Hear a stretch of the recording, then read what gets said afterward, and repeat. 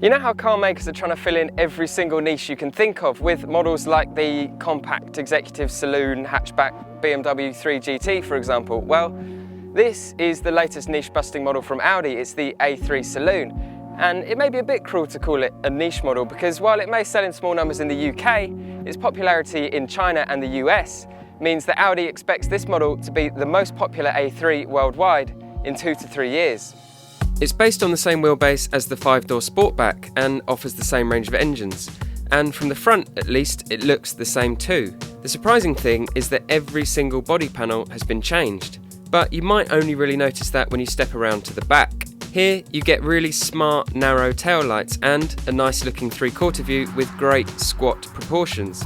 I know the standard A3 isn't the most inspirational design, but I reckon this is the best looking A3 in the lineup. From behind the wheel, the A3 Saloon feels a lot like any other A3 really. But what does that mean? Well, it means that you've got this really great cabin. It feels like it could be pulled straight out of an A5 and A6, something a lot more expensive than this car. And you kind of get a driving experience that matches a much more expensive car too, because the refinement at 70 miles an hour is fantastic. There's barely any wind, road, engine noise, none of that. It's really, really great. And this car has every single kind of gizmo thrown at it. So it's got the adaptive dampers and progressive steering. It's got quattro all-wheel drive. It's got an S-tronic gearbox, this particular example anyway.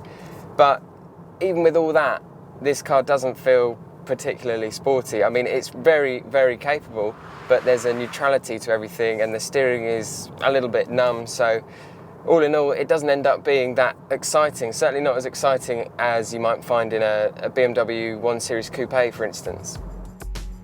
From launch, the A3 Saloon is available with a 2-litre TDI offering 68.9 mpg, and there are a couple of petrols too.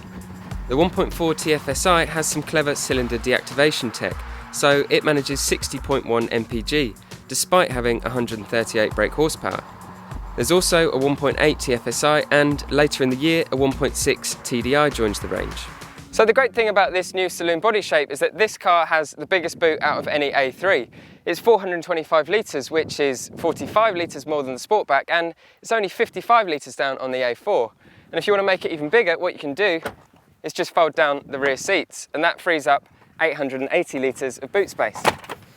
Now, despite having the same wheelbase as the Sportback, the A3 Saloon does have a slightly lower roofline. So what that means is, if you get in the back seats, you'll notice that, well, the legroom is pretty much the same. It's pretty generous. I'm 6'2" and I've got enough. My head, if I sit up straight, does touch the roofline. That'll be fine for shorter people, and it's kind of fine for me as well if I slouch down a little bit, but you almost feel like you shouldn't have to. So the A3 Saloon may be a big success in markets like the US and China, but it's probably not going to be such a big sales hit in the UK, where everyone loves hatchbacks.